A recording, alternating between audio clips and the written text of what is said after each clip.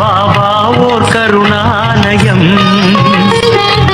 பாதம்தான் கமலாலயம். பாபா ஓர் கருணாலயம், பாதம்தான் கமலாலயம். சாய் அப்பா உறவுகள் அனைவருக்கும் வணக்கம். சாய் அப்பா மேல நம்பிக்கை வைத்து அவரை நினைத்துக் கொண்டு இருக்கும் உங்கள் அனைவரின் வேண்டுதலையும் சாய் அப்பா நிறைவேற்றுவார். நல்லதையே நினைப்போம், நல்லதே நடக்கும் என்றும் சாய் அப்பாவின் அருள் உங்களுக்கு இருக்கும். நம் மனதிற்கு இதமான சாய் அப்பாவின் இன்றைய அருள்மொழியை கேட்போமா? அன்பு குழந்தையே, நாளை ஒரு நல்ல செய்தி உன்னை வந்து சேரும். என்னை நினைத்து நீ வேண்டிய வேண்டுதல்கள் எல்லாம் பலிக்கப் போகிறது. நலமாக, ஜெயமாக, சுபிட்சமாக வாழப்போகிறாய். இத்தனை நாள் நீ பட்ட கஷ்டங்களும் அவமானங்களும் மறைந்து மற்றவர்கள் வியக்கும் வண்ணம் வாழப்போகிறாய். நீ கனவிலும் நினைவிலும் ஆசைப்பட்ட வாழ்க்கையை வாழப்போகிறாய். அதை நானே உனக்கு வரமாக அளிப்பேன். எப்போது என்னை நீ வந்து சேர்ந்தாயோ அப்போதே நீ என் பொறுப்பு. என்னிடம் வந்து சேர்பவர்களில் நல்லவனோ கெட்டவனோ அதை நான் பார்ப்பதில்லை. என்னை சரண் அடைந்து விட்டவர்களை நான் புறம் தள்ளுவது இல்லை. அவர்களுடைய அனைத்து விஷயங்களுக்கும் நான் பொறுப்பேற்கிறேன். அவர்களை காப்பதே என்னுடைய வேலை. அவர்களின் நன்மை தீமை கணக்கை பார்த்து காப்பாற்றும் தன்மை உள்ளவன் நான் அல்ல. அதை வேறு ஒருவன் பார்த்துக் கொள்வான். அதற்கேற்ப பலன் தருவான். நான் தரும் நன்மைகள் அனைவருக்கும் பொதுவானவை. எனது தராசு தட்டுக்கள் யாருக்காகவும் இறங்குவதும் இல்லை, ஏறுவதும் இல்லை. அதே போல என்னை 40 ஆண்டுகள் வணங்கியவனாக இருந்தாலும் சரி, 4 நாட்கள் வணங்கியவனாக இருந்தாலும் சரி, ஆத்மார்த்தமாக என்னை கூப்பிட்டால் உடனடியாக நான் பதில் கூறுகிறேன். அதை புரிந்து கொள்பவர்களும் இருக்கிறார்கள். நான் சொல்லும் விஷயத்தை புரிந்து கொள்ள முடியாத அளவு மயக்கத்தில் இருப்பவர்களும் இருக்கிறார்கள். உனக்கு ஒன்று தெரியுமா? இவ்வுலகில் மனிதன் தன்னை தானே தேற்றிக் கொள்ளத்தான் அதிகம் போராட வேண்டிய இருக்கிறது. பட்ட அவமானத்தில் இருந்து, ஏற்பட்ட தோல்விகளில் இருந்து வெளியே வர அதிகம் போராடுகிறார்கள். ஆனால் அவர்களுக்கு ஒன்று புரிவதில்லை. அதற்கு காலமும் மனமும் நம்பிக்கையும் விட சிறந்த ஆறுதல் வேறொன்றும் இல்லை. எந்த ஒரு சூழ்நிலையிலும் செய்த தவறை மறைக்க அடுத்தவர் மீது பழி போடாதே. முடிந்தவரை செய்த தீங்கை ஒப்புக்கொண்டு மன்னிப்பு கேட்டுவிடு. அவர்கள் உன் மன்னிப்பை ஏற்கவில்லை என்றாலும் பரவாயில்லை. நீயாவது மன நிம்மதியோடு இருப்பாய். தகுதி உள்ளவர்கள் மட்டுமே இவ்வுலகில் வெற்றி பெற முடியும். இது காலத்தின் தீர்ப்பு. எவரையும் உயர்த்தி பிடிப்பதால் நீ உயர்ந்து விடுவதும் இல்லை, தாழ்த்தி பேசுவதால் தாழ்ந்து விடுவதும் இல்லை. நீ உன்னுடைய ஆற்றலையும் கடமைகளையும் ஒழுங்காக செய். நீ எதையாவது மாற்ற விரும்பினால் முதலில் உன் எண்ணத்தை மாற்று. நீ மாறாமல் எதுவும் மாறாது. நம்பிக்கையுடன் கூடிய முயற்சி எப்போதும் தோல்வியடைவதில்லை. விடாமுயற்சியுடன் நேரத்தை வீணடிக்காது நீ வேலை செய்தால் அந்த வெற்றி கோப்பை உன் கையில் வந்து சேரும்.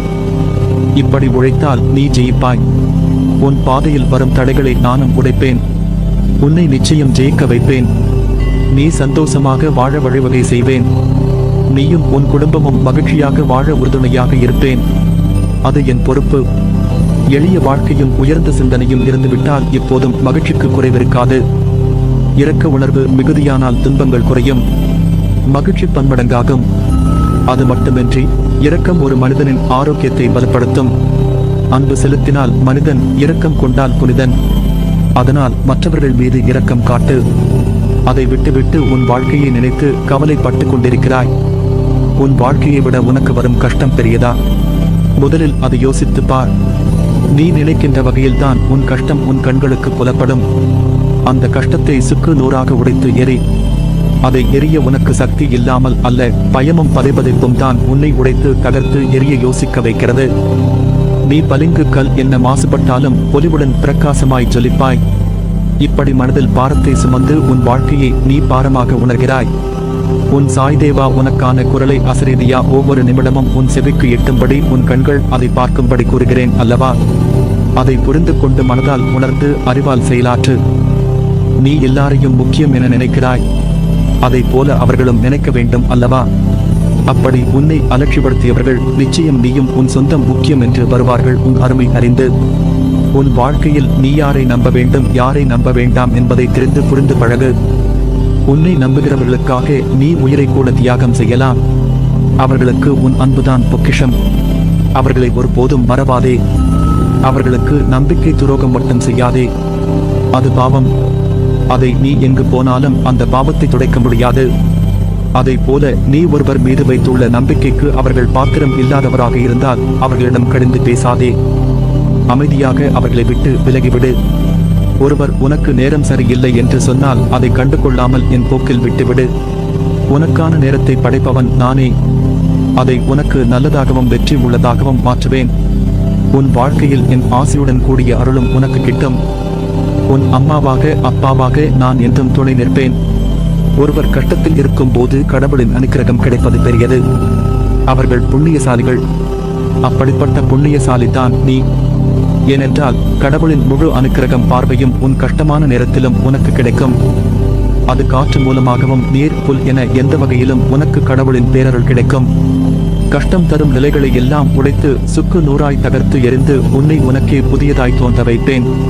புதிய வாழ்க்கையாய் புதிய புத்துணர்ச்சியுட ஒரு நல்ல எதிர்காலத்தை நீ பெறுவாய். கலங்காதே, நான் இருக்கிறேன் நிழலாக என்றும் உனக்காக. நீ செல்லும் இடமெல்லாம் உனக்கு துணை நிற்பேன். உனக்கான நல்ல வழியை நிச்சயமாக நான் உருவாக்குவேன். நீ நிம்மதியுடனும் சந்தோஷத்துடனும் வாழ்வாய். அதற்கு நான் பொறுப்பு. அப்பா, நான் எடுத்த காரியம் எல்லாம் தோல்வி. மீண்டும் ஒரு முறை முதலில் இருந்து ஆரம்பிக்க சொல்கிறீர்களே, சரியாக வருமா என்ன என்று யோசிக்கிறாய் தானே? நேற்று என்பது முடிந்து போன ஒன்று. இன்று உன் அருகில் நான் இருக்கும் போது தோல்வி உன்னை ஆண்டிவிடுமா? உன்னை கண்டு சிரித்தவர்கள் முன்னால் நீ கொடி கட்டி பறக்கப் போகிறாய். பணம், வீடு, நிலம், வாகனம் என்று அவர்கள் முன்னால் உயர்ந்து நிற்கப் போகிறாய். இனி நான் கூறும் வார்த்தைகள் வெறும் வார்த்தைகள் அல்ல, உனக்கான என் தெய்வ வாக்கு. இதை மறந்தும் மீறிவிடாதே. உன்னை நிச்சயம் நல்வழிப்படுத்துவேன். உனக்கான வழிகள் எல்லாம் வெற்றியாயிருக்கும். அதற்கு நான் பொறுப்பு. நீ மகிழ்ச்சியுடன் உன் வாழ்க்கையை வாழ்வாய். அதனால்தான் என் வார்த்தைகள் உதிர்வது உன் செவிக்கும் மனதிற்கும் மூளைக்கும் எட்டுகிறது. நீ என் பரிபூரண அருளும் ஆசிர்வாதமும் அன்பும் பெற்ற என் பிள்ளை.